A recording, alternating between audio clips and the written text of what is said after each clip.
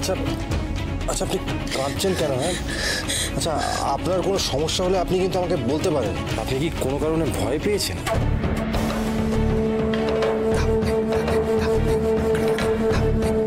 দেখুন, আপনি প্লিজ কান্নাকাটি করাটা থামান। হ্যাঁ, আমি জানি না আপনার কি হয়েছে, তবে আশা করবো যাতে সব ঠিক হয়ে যায়।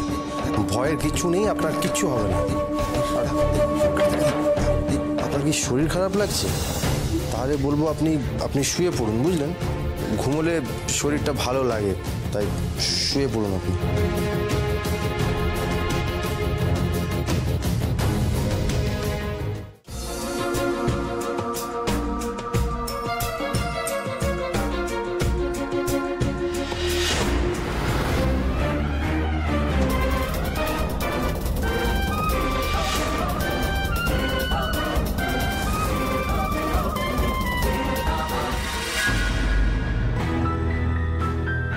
ছোটদাদাবাবু এখনো আসছেন না কেন?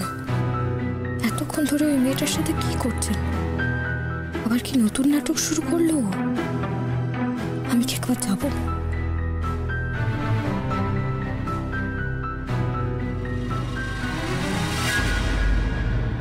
ঘুমিয়ে পড়েছে।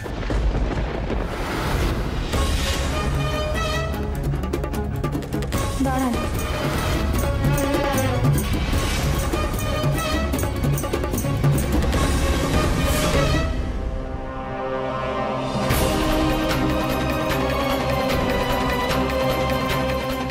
কাল ফেরত দিয়ে দেবেন।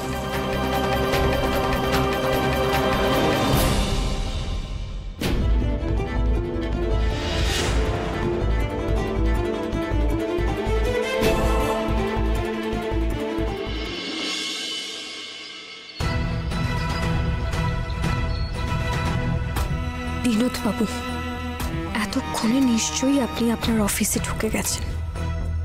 আমিও আসছি।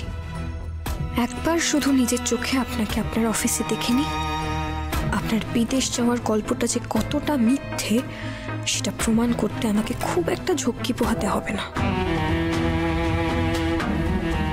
নীলা, হাই নীলা, কোথায় যাচ্ছিস? একটু কাজ আছে, বেরোচ্ছি।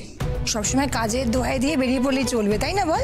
বাড়িতে একজন অতিথি এসেছে, তার জন্য তো রান্না বান্নাটা করতে হবে। আর শুধু রান্না বান্না, সংসারে হাজার একটা কাজ থাকে, সেগুলো কে করবে? অতিথি তো আমার একার নয়, সবার।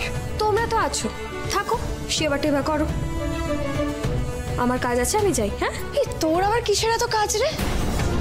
কোন মহাভারত তুই উদ্ধার করতে যাচ্ছিস? হ্যাঁ, এই তো কিছুদিন আগে আর কে স্যারকে তুই বারণ করে দিলি না? তুই নাকি বলেছিস সোনার সঙ্গে আর কোনো কাজই করবি না। তাহলে